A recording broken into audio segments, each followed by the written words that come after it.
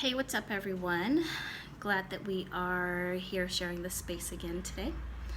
All right, so this video is on a subject that I've been meaning to talk to you guys about for a long time now because I get this question a lot, and I think people really should have a clear understanding about energy vampires. Have you encountered an energy vampire and don't know it? Or better yet, are you living with one? Or could you be one yourself? Something to think about, right? So, what is an energy vampire? Well, it's just that. It's someone that draws off your energy and your life force. So, have you ever been around a person? Now, this does not make them a bad person.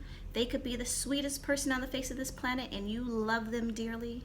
But have you ever been around someone and either while you're with them or once you leave them, you realize you feel very tired? You feel like, whew, I'm exhausted and I didn't even do anything.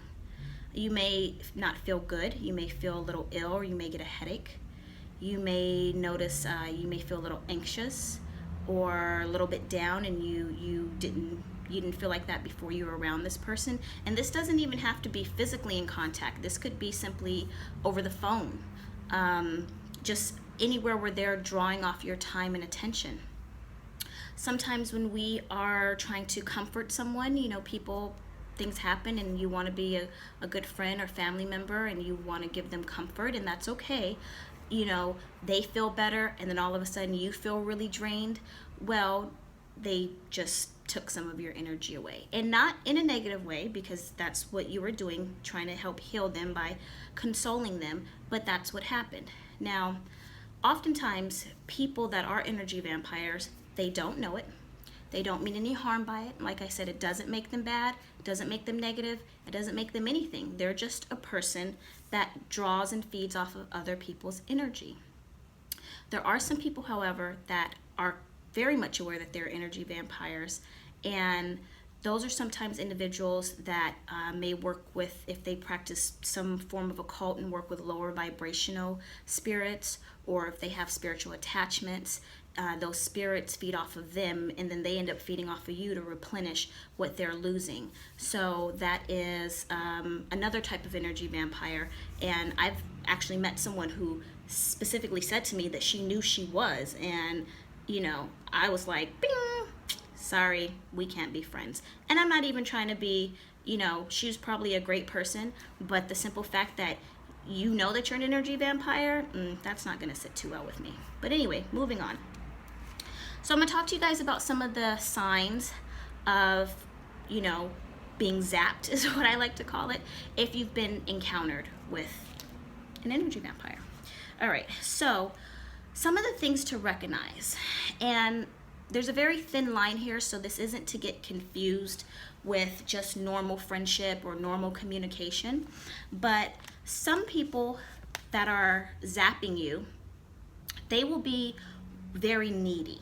They will require more time and attention than the usual friend or family member or something like that. And I'm talking a little over the top, where they're consistently always, texting, calling, asking questions, needing something. Can you do this or can you do that?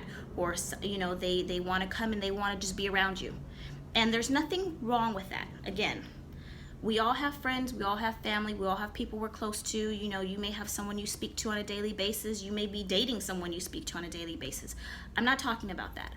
I'm talking about the relationship with a person that requires a lot more from you than what you give everybody else around you. This person, but for no reason, they're not going through anything.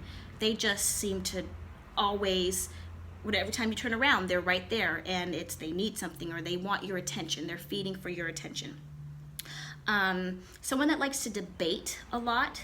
You may have one of those friends that's just their personality. Everything has to be a debate. Everything has to be, there's a discussion about it, or they've always got to put in their 2 cents and they can't let it go. They just, nope, you're going to listen to this, and it goes back and forth and back and forth and back and forth.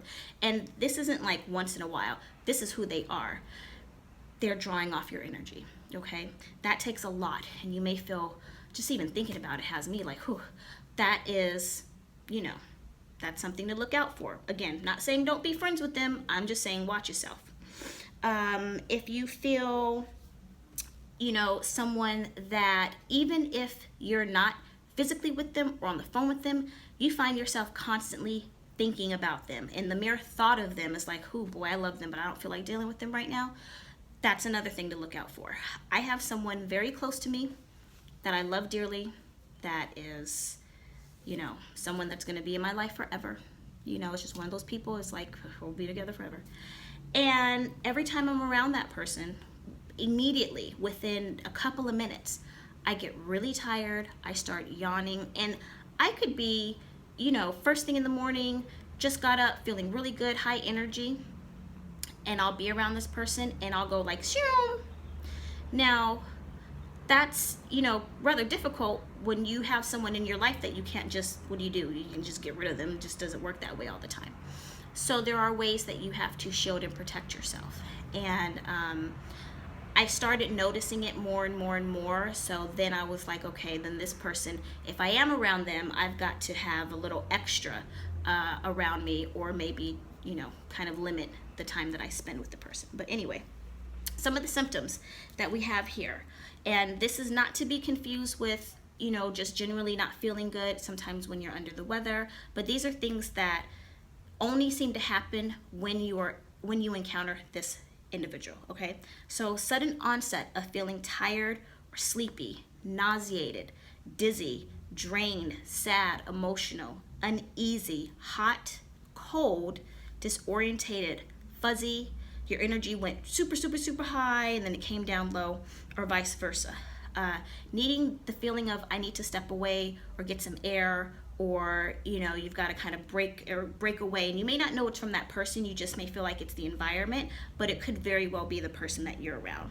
If you notice you're very thirsty suddenly, or you're having trouble breathing, you again, like I said, you're not even in the company of that individual anymore, but now you're just kind of off. The whole rest of your day is a little bit off.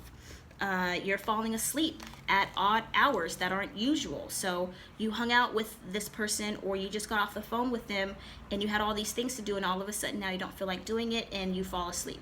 Or you just have to like lay down and you're like, whew, I don't want to do anything anymore. Those are some of the symptoms of being drained or zapped by an energy vampire. Now, like I said, I want to get this very clear. A lot of those symptoms can be, you know, you could just not be feeling good that day. You could be coming down with a little bug or something like that. I'm not a doctor.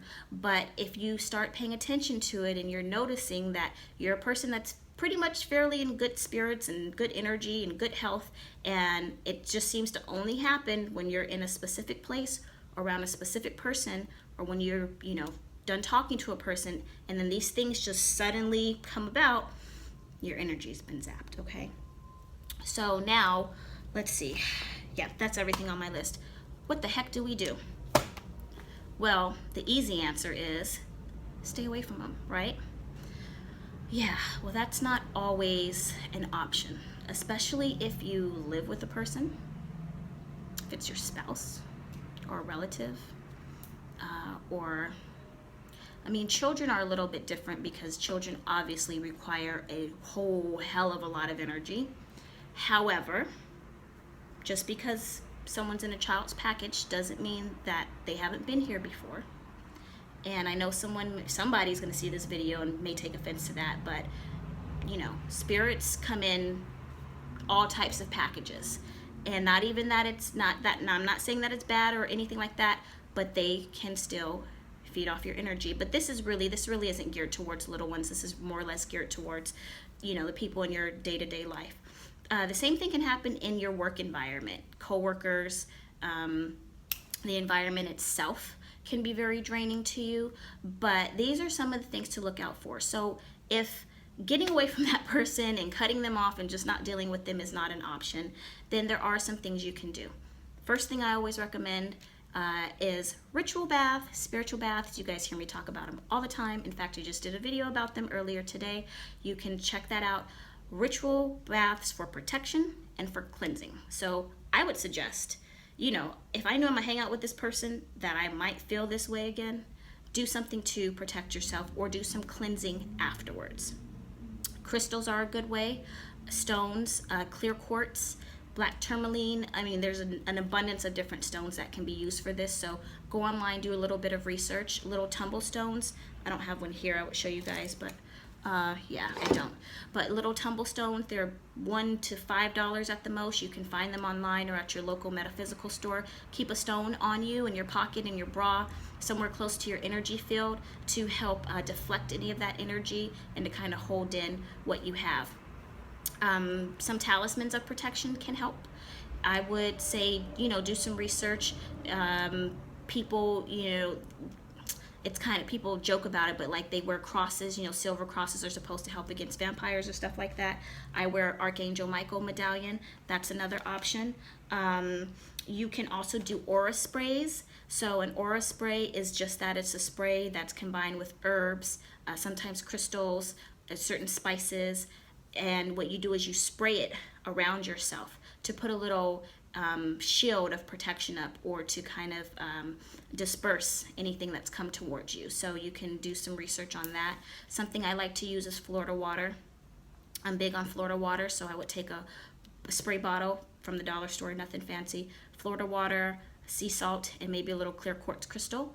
I would do a small one for me because I keep it in my purse, but you can keep it at home or keep it in your car. You probably don't want to walk around with a spray bottle in your hand, but that's another way. And I do have another video on here, and you can look that up about how to work with your sprays for removing negative energy. And let's see, another option is you can take their name on a piece of paper, like a brown paper bag, but if you don't have that, any type of paper is fine, and put it in a plastic bag, fill it up with water, so like a Ziploc bag, put water in it, stick it in the freezer. This is called a freezer spell.